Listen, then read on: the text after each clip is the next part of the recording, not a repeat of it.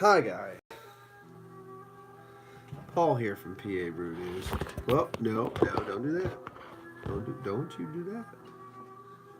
Better. Here we are. I tried to stream this just a second ago. Found out there's a cork in this son bitch. Needed the wine bottle opener. Well, I knew where the wine bottle opener was. The kids had it.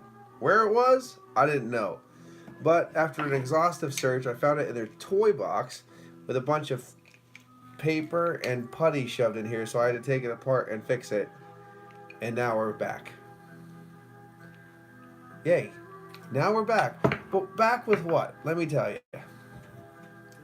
We're back with the Libertine Brewing Company, the Coffeetine, an uncommon origins, brewed and blended by the Libertine Brewing Company, established 2012, a rare wild ale having fermented and barrel aged in French oak with unclear intentions yet spectacular results. There we go, and in collaboration with Honey Co. Coffee Roasters. Now, what is the ABV? I have no idea. Let me see. In red right here, it is 6% alcohol by the volume. Brewed and bottled by Libertine Brewing Company from San Luis Obispo, California. Here we go. San Luis Obispo. And we got this off craftshack.com. Now, we'll see. This is well, I had other bottle openers at one point in time, but the problem was when I got divorced, and there was wanted to make sure I didn't lose anything, just in case the house was going, as it were. So I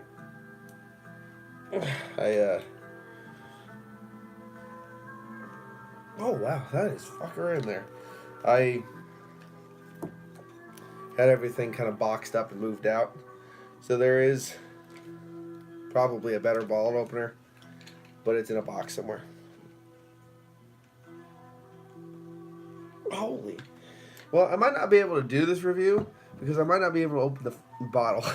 First, I couldn't open the bottle because I didn't know where the bottle opener was. Then I don't know if I can get this fucking cork out. Oh, that's not good. It came out. It's coming out. It's coming out right now. However, it's coming out. However, I think I might, not to be unprofessional here, but I might, yeah. Oh, don't worry. If I was really thirsty, I'd just smash it on the wall and just, there you go, and just filter out the glass. But it is coming out. But I'm going to get up and open it over there by the sink. Because I'm thinking it kind of went, oh, I'm like, oh, like there's pressure behind it. So I'm going to open this up by the sink.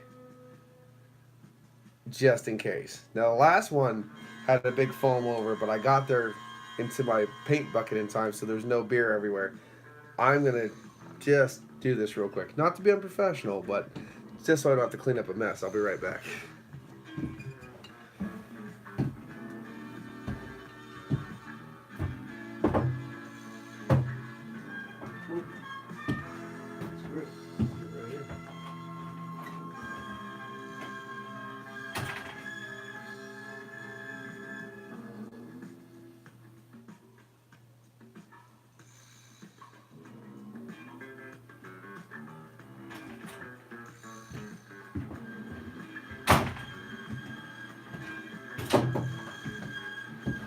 All is well in life in the world. Excellent. No mess, no fuss, no muss. Small little bit of sedimentation or head right there to speak of.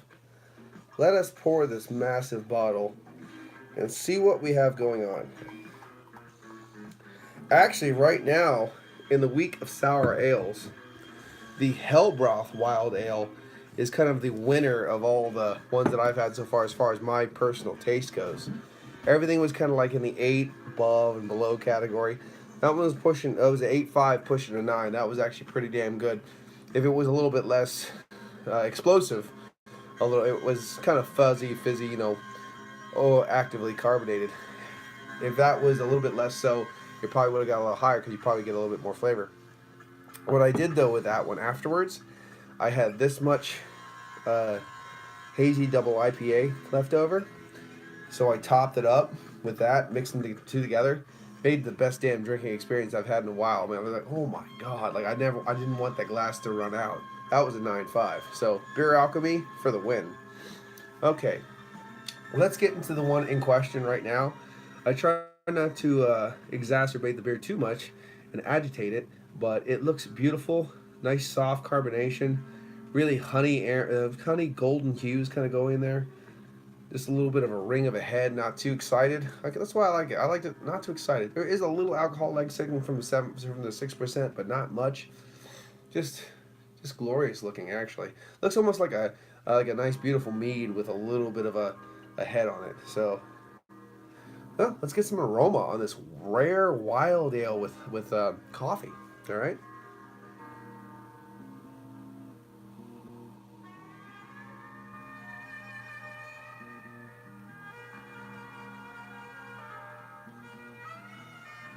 And you get coffee. It's very subtle though. Subtle, very light roast coffee, kind of just a tonality in there, just a little bit going on. It's not a blasting in the face by any means. You get a little bit of hay straw notes of that. Little wildflower honey kind of floral tones kind of mixing around in there too. Little touch of vanilla and oak.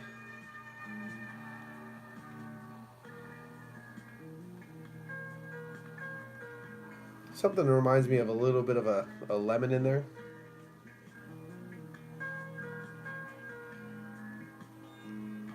I want to say it's some spice kind of coming up through it too, but nothing I can really pinpoint right off the top. So let's get into this. Cheers.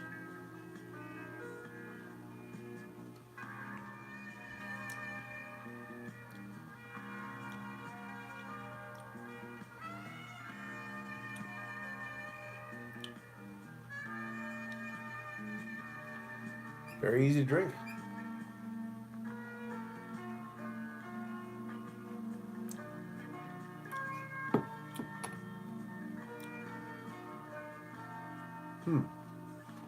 Nice sourness.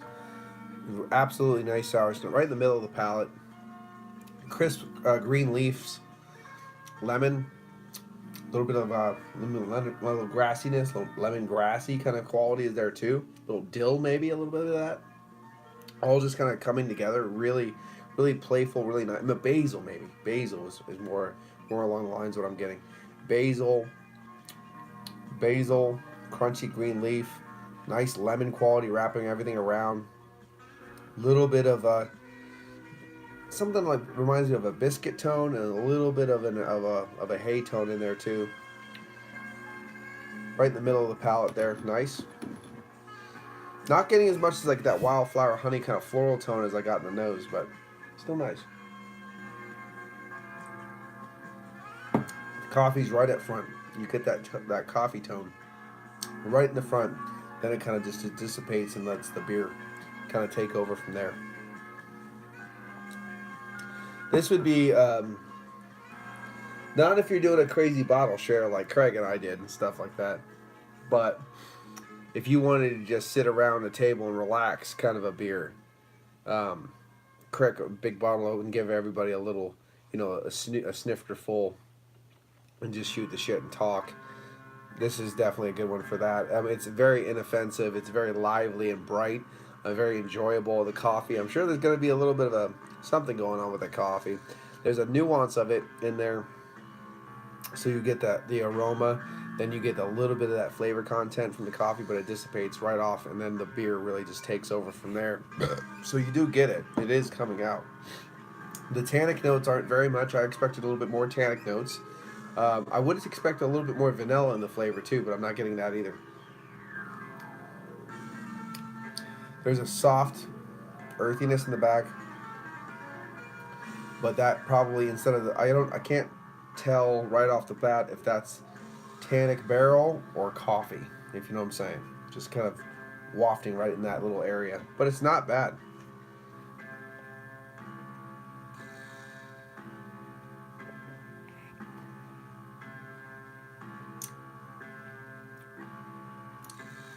Yeah.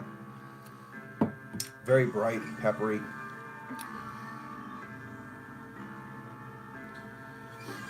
No, I'm actually not. I feel exactly the way I felt about them before. Um, some of these beers, like for instance, probably this one, I'll I'll try to drink this one down, then I'll fill it up again, maybe halfway, um, or I'll probably save it because I have to go get the kids in a couple hours. But I don't like to drink too much for just one beer review. I'll probably fill the glass up and I'll cap it off and I'll save it. And then I'll drink it down a little bit, probably crack a nice IPA like I did last time, and do some beer alchemy, see if I can get that really drinking well. And I'll maybe half and half it. But just to drink this all myself, this isn't abrasive. This isn't hard to drink. Not like some of the other ones. Some of the other ones, I did the review. I appreciated the beer for what they were, try to give an honest opinion about the beer, overall, instead of just hating on sour ales and stuff like that. But after the review was done, they went in the sink. You know what I mean? Like, you're like, okay, yeah, there it is. Okay, boom, boom, boom, boom, boom. I'm good. You know what I mean? So there are only a few sour ales that I've had in my life where I'm like, give me more of this. Yes, yes. Like the Lady of the Woods from Cisco Brewing Company was still just fantastic. I think like sometimes like when you're in those extreme like white wines, the nice really crisp, clean rapier like acidity kind of those white wines, when you really have a taste for that, some of these sour ales are just right on the spot with that, and they're really enjoyable to drink. Like the One Wild Ale was really nice, a little carbonated but nice. This is being really nice. Even the Golden Sour that I had was not that bad either, even per the explosion. But it wasn't giving me the reason I got that one a lower score because it wasn't giving me what they said it should have been in there. But these are pretty good. They're good beers. I actually like these more so than I like the Cantillon that I had when I was in England. These are doing more. They have a little bit more girth and birth and to them there, a little bit more. Obviously, the one Cantillon that we had was probably just like an entry level, really like mildly priced Cantillon. There was one that wasn't one of the crazy ones, but I enjoy these more so. All the ones that I've had to this week, I've enjoyed more than that. Let's say that, because that was like okay, it's fine. No, give me an Imperial Stout.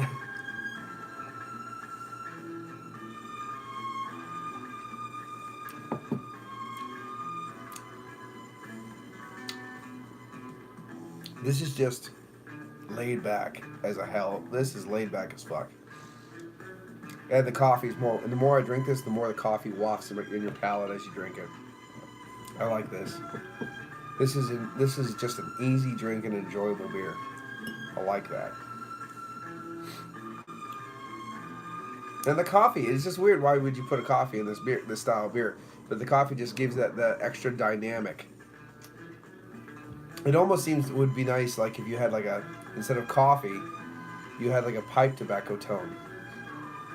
It seems like a really nice, just like I said, this seems like it would pair well with shooting the shit in a nice bistro or whatever, with friends, smoking pipes and drinking and eating some cheese and bread and just relaxing and shooting the shit and just having a great time. It just feels right. Or in a coffee house, with beer to it or whatever. So I mean, it works well. It's a nice beer.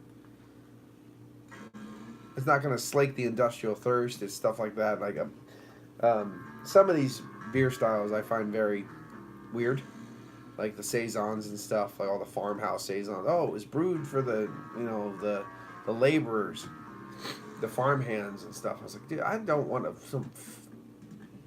I just got done working in hay and straw my whole damn day. I don't want to drink hay and straw that's overcarbonated. It's gonna bloat the fuck out of me, and it isn't that fun to drink when I get back. It doesn't make any sense. So when you get like a proper mild and stuff like that, low ABV, drink a lot of it, slake your industrial thirst, has a lot of stuff, nice, beautiful flavors and qualities. It's not not bloating and stuff like that. That makes more sense to me. So I'm not a big fan of all these different styles, but some of them I have more problems with than others. Saisons, I'm not really a huge Saison fan. Or Provision ales, the big Imperial Saisons, the Provision ales. But this one's nice. This one's doing what it's supposed to be doing, I think. And I like the fact that I didn't blow the fuck up when I pulled the cork out either. I think this is a nice little kind of cap to the week of sour ales for me. The week of acid reflux, as I call it. So.